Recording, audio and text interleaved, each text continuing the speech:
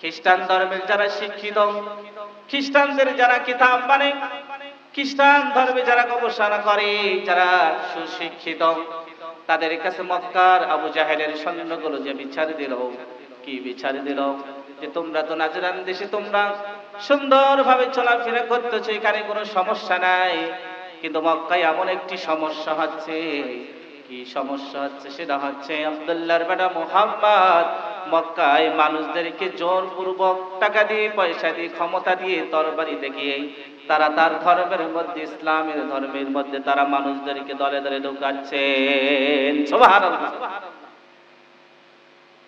এক এক করে তারা যখন বিচার দিল, রাজরান দেশের 60 জন পাদ্রী মক্কাটাকে ভিজিট করার জন্য তারা 60 জন পাদ্রী মক্কায় চলে আসলো। চলে এসে তারা মক্কার বাজারটাকে ভিজিট করলেন।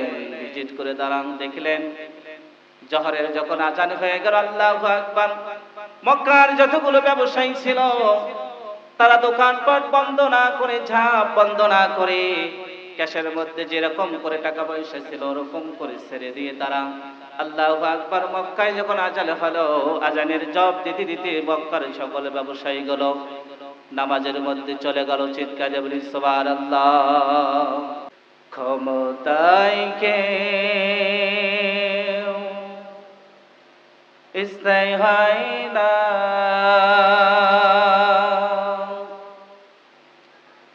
হোক না সে হাসিনা কিবা খালেদা, চেয়ারটা চিরকাল থাকে না। ঠিক না?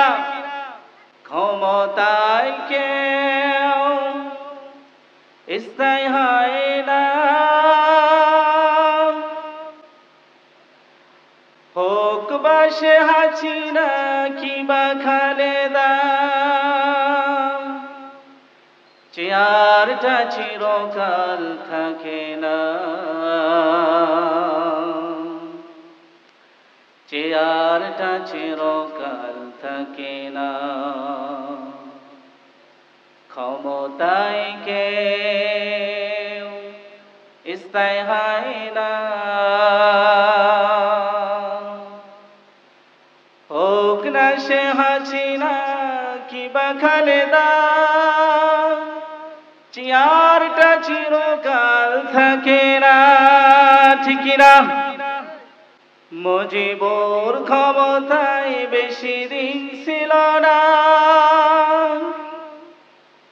জিয়াউর কেউ তো রাখিনি, এরশাদ চলে গেছে, এরশাদ চলে গেছে দুনিয়া ছেড়ে, কেউ আজ তার কথা বলে না। ঠিক না? ক্ষমতায় কে স্থায়ী হয় না, হোক না সে হাসিনা কিবা খালেদা, চেয়ারটা বেশি দিন থাকে না। হাসিনা ক্ষমতা ধরে রাখতে আয়না ঘর বানিয়েছিল। ঠিক না? হাসিনা ক্ষমতা ধরে রাখতে আয়না ঘর বানিয়েছিল, জনগণের উষাদনে,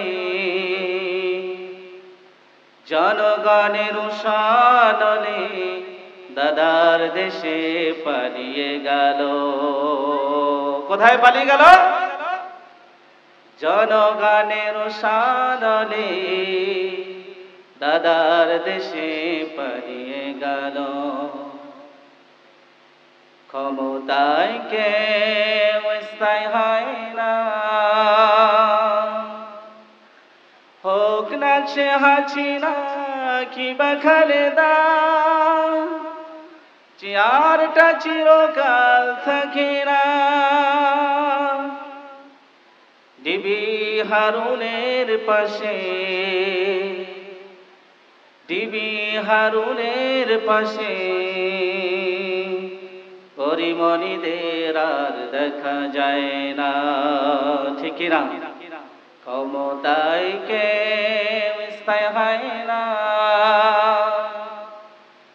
হোক না সে হাসিনা কিবা খালেদা, চেয়ারটা চিরকাল থাকে না। আল্লাহু আকবার।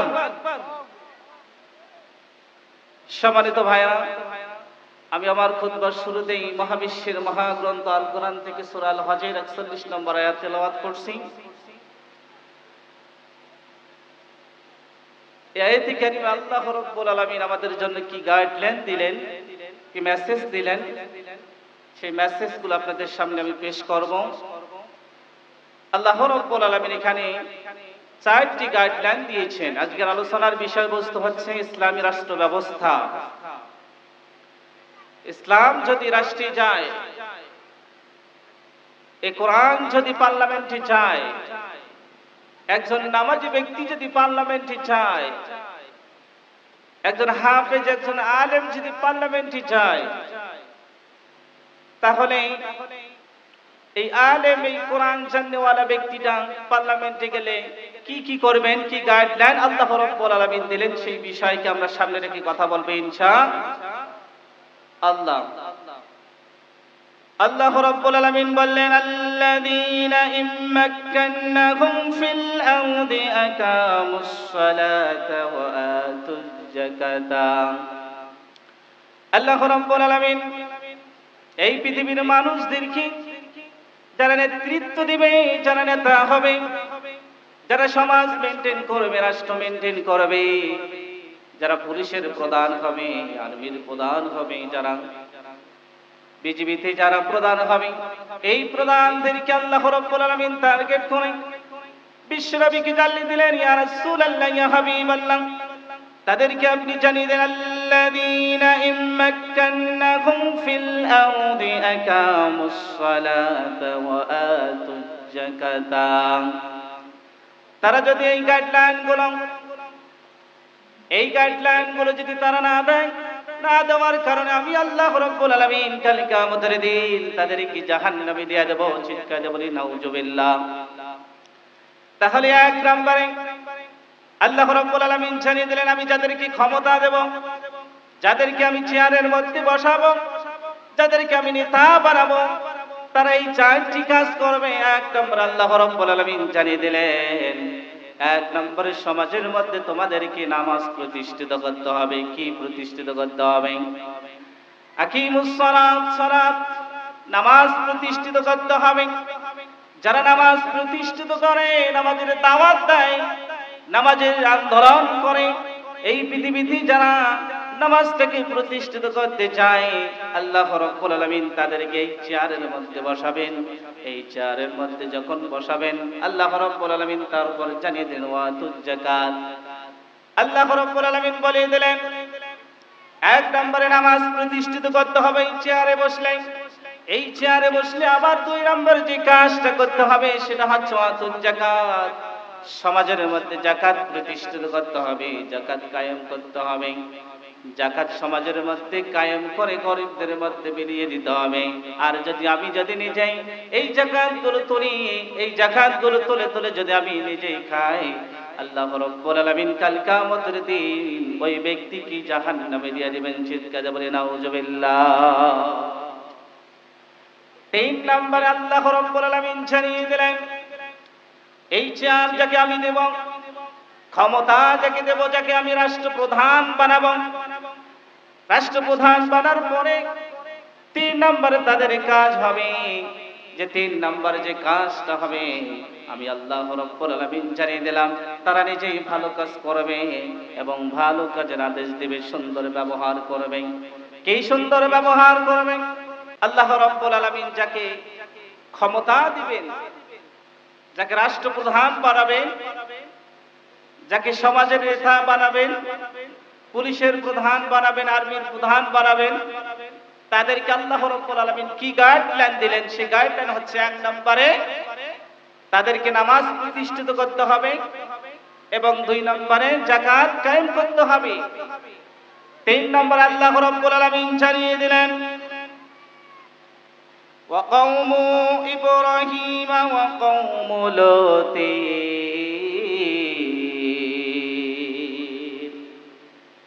আল্লাহ রাব্বুল আলামিন 3 নম্বরে জানিয়ে দিলেন, 3 নম্বরে নিজেকে মানুষের সাথে সুন্দর ব্যবহার আচরণ দেখাতে হবে, নিজেকে সুন্দরভাবে চলতে হবে, সুন্দরভাবে কথাবার্তা বলে মানুষদেরকে ইসলামের পথে আনতে হবে, কোরআনের পথে আনতে হবে। কখনো মানুষকে পিটিয়ে মেরে টাকা দিয়ে পয়সা দিয়ে আল্লাহ রাসূল সাল্লাল্লাহু আলাইহি সাল্লাম দিন প্রতিষ্ঠিত করেন না। মক্কার কিছু কিছু কাফের গোরো দল গঠন করলো, দল গঠন করে তারা নাজরান দেশে চলে গেল। নাজরান দেশে চলে যেয়ে নাজরানদের বড় বড় পাদ্রীদের কাছে তারা বিছানে দিল, ও নাজরানদের বড় বড় পাদ্রীরা তোমরা শোনো, পাদ্রী কাদেরকে বলা হয়? খ্রিস্টান ধর্মের যারা শিক্ষিত, খ্রিস্টানদের যারা কিতাব মানে, খ্রিস্টান ধর্মে যারা গবেষণা করে, যারা সুশিক্ষিত, তাদের কাছে মক্কার আবু জাহেলের সৈন্যগুলো যে বিচার দিল, কি বিচার দিল? যে তোমরা তো নাজরান দেশে তোমরা সুন্দরভাবে চলাফেরা করতেছো, এখানে কোনো সমস্যা নাই, কিন্তু মক্কায় এমন একটি সমস্যা হচ্ছে। কি সমস্যা হচ্ছে? সেটা হচ্ছে আব্দুল্লাহর বেটা মুহাম্মদ মক্কায় মানুষদেরকে জোরপূর্বক টাকা দিয়ে, পয়সা দিয়ে, ক্ষমতা দিয়ে, তরবারি দেখিয়ে তারা তার ধর্মের মধ্যে, ইসলামের ধর্মের মধ্যে তারা মানুষদেরকে দলে দলে ঢুকাচ্ছেন। সুবহানাল্লাহ।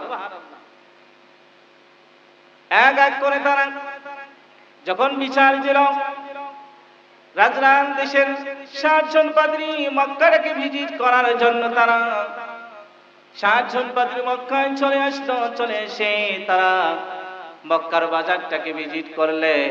ভিজিট করে তারা দেখলেন জোহরের যখন আজান হয়ে গেল, আল্লাহু আকবার, মক্কার যতগুলো ব্যবসায়ী ছিল তারা দোকানপাট বন্ধ না করে, ঝাঁপ বন্ধ না করে, ক্যাশের মধ্যে যেরকম করে টাকা পয়সা ছিল ওরকম করে ছেড়ে দিয়ে তারা আল্লাহু আকবার, মক্কায় যখন আজান হলো, আজানের জবাব দিতে দিতে মক্কার সকল ব্যবসায়ী গুলো নামাজের মধ্যে চলে গেল। চিৎকার বলি সুবহানাল্লাহ। 60 জন পাদ্রী এসে বললেন যে আব্দুল্লাহর বেটা মুহাম্মদ কিভাবে দিন প্রতিষ্ঠিত করে আমরা এটা দেখতে চাই, কিন্তু আজব ঘটনা, আল্লাহু আকবার, কি একটা আজান হচ্ছে, তারা সকল ব্যবসা বাণিজ্য ছেড়ে দিয়ে, দোকানপাট ছেড়ে দিয়ে, দোকান বন্ধ না করে, স্বর্ণের দোকান বন্ধ না করে আল্লাহু আকবার আজানের সাথে সাথে তারা মসজিদের মধ্যে চলে গেল। চিৎকার বলে সুবহানাল্লাহ। তাহলে আল্লাহ রাসূল সাল্লাল্লাহু আলাইহি সাল্লাম কিভাবে দিন প্রতিষ্ঠিত করেছেন? 60 জন পাদ্রী এরকম সুন্দর একটা সমাজ দেখে তারা চিন্তা ভাবনা করলেন যে আমরা যেহেতু আসছি এই মক্কায় ভিজিট করার জন্য, আমরা এটা বুঝে নিলাম যে আব্দুল্লাহর বেটা মুহাম্মদ ক্ষমতা দিয়ে, টাকা দিয়ে, পয়সা দিয়ে, জোরপূর্বক এই সাধারণ মানুষদেরকে ইসলাম গ্রহণ করার নাই, সুন্দর আচার ব্যবহার দিয়ে এই মানুষদেরকে ইসলামের পথে নিয়ে আসছেন। চিৎকার দিয়ে বলি সুবহানাল্লাহ। 60 জন পাদ্রী কি করলাম, যেহেতু আমরা মক্কাটাকে ভিজিট করে জানলাম তার ব্যাপারে, সেই মানুষটাকে আমরা একটু দেখতে চাই, 1 মিনিটের মধ্যে শেষ করে দেব। এই 60 জন পাদ্রী চিন্তা ভাবনা করলেন এই আব্দুল্লাহর বেটা মুহাম্মদটাকে আমরা দেখতে চাই, দেখে তারপর আমরা 60 জন পাদ্রী একসঙ্গে আমরা নাজরান দেশে ফিরে যাব। সুবহানাল্লাহ বলি। বার্তা বাহক দিয়ে আল্লাহ রাসূল সাল্লাল্লাহু আলাইহি সাল্লামকে বলেন, ইয়া রাসূলুল্লাহ, ইয়া হাবিবাল্লাহ, 60 জন পাদ্রী নাজরান দেশ থেকে আসছে আপনার সাথে সাক্ষাৎ করার জন্য। আল্লাহ রাসূল সাল্লাল্লাহু আলাইহি সাল্লাম বললেন, ঠিক আছে, তাদেরকে আসতে বলো। আল্লাহ রাসূল সাল্লাল্লাহু আলাইহি সাল্লাম চিন্তা ভাবনা করলেন, এই 60 জন পাদ্রী খ্রিস্টান ধর্মের বড় বড় শিক্ষিত, এই 60 জন পাদ্রীকে কোথায় বসতে দেব? ওমর রাদিয়াল্লাহু তাআলা বললেন, ইয়া রাসূলুল্লাহ, আপনি চিন্তা ভাবনা করেন না, পাহাড়ের নিচে সুন্দর একটা জায়গা আছে, সেই জায়গার মধ্যে তাদেরকে বসতে দেব। আল্লাহ রাসূল সাল্লাল্লাহু আলাইহি সাল্লাম ওমর রাদিয়াল্লাহু তাআলার উপর আগান্বিত হয়ে গেলেন, না, তারা খ্রিস্টান ধর্মের 60 জন পাদ্রী সুশিক্ষিত, তারা তাদের ধর্মের তারা প্রধান, তাদেরকে ঘাসের মধ্যে বসে দেওয়া যাবে না, বেয়াদবি হয়ে যাবে। আলী রাদিয়াল্লাহু তাআলা বললেন, ইয়া রাসূলুল্লাহ, বেয়াদবি মাফ করবেন। এই যে আমার নতুন একটা খেজুরের বাগান ছিল, কিছুদিন আগে আমি খেজুরটা কেটে নিয়েছি, এই খেজুরের বাগানে তাদেরকে বসতে দেই? আল্লাহ রাসূল সাল্লাল্লাহু আলাইহি সাল্লাম বললেন, না, তাদের সাথে এটা বেয়াদবি হয়ে যাবে। এরকম চিন্তা ভাবনা করতেই 60 জন বাদে আল্লাহ রাসূল সাল্লাল্লাহু আলাইহি সাল্লামের কাছে উপস্থিত হয়ে গেলেন। উপস্থিত হয়ে আল্লাহ রাসূল সাল্লাল্লাহু আলাইহি সাল্লাম কোনো দিক না তাকিয়ে চাবি নিয়ে মক্কার দরজা তাদের জন্য মক্কার ভেতরে জায়গা করে দিলেন। চিৎকার বলি সুবহানাল্লাহ। আল্লাহ রাসূল সাল্লাল্লাহু আলাইহি সাল্লামের এই আসার ব্যবহার, সুন্দর ব্যবহার দেখে 60 জন পাদ্রী আল্লাহ রাসূল সাল্লাল্লাহু আলাইহি সাল্লামের হাতে ওখানে দ্বীন গ্রহণ করছেন, ইসলাম গ্রহণ করছেন। চিৎকার বলি সুবহানাল্লাহ। সম্মানিত ভাইরা, আসুন সংক্ষিপ্ত সবাই কি কোথায় বলবো আর কোথায় শেষ করব, আয়াতের কিছুই বলি নাই। আসুন, ইসলামী রাষ্ট্র ব্যবস্থা আমরা যদি চাই, আমাদের এই বাংলাদেশে নামাজ প্রতিষ্ঠিত হবে, যাকাত কায়েম হবে, পার্লামেন্টে যদি কোরআন যায়, কোনো চোর থাকবে না, কোনো জিনাকার থাকবে না, বেবিচার থাকবে না, এই কোরআন দিয়ে যখন সমাজ চলবে, একটাও থাকবে না, আমরা দিন রাত সুন্দরভাবে চলাফেরা করতে পারবো, ঠিক কিনা? আসুন, আল্লাহ রাব্বুল আলামিন আমাদের সবাইকে কবুল করুক, ইসলামের পথে, কোরআনের পথে কবুল করুক। আমার বাসা হচ্ছে জলঢাকায়, আমার বাসা হচ্ছে বালাগ্রাম। আপনারা সবাই দোয়া করবেন। ইউটিউবে আমার অনেক আলোচনা আছে, আপনারা হাফিজ মাওলানা মাজিদুল ইসলাম লিখলেই আসবে ইনশাআল্লাহ। অন্য কোনো মাহফিলে আপনাদের সামনে মন খুলে, হৃদয় খুলে কথা বলবো। আসসালামু আলাইকুম ওয়া রাহমাতুল্লাহি ওয়া বারাকাতুহু।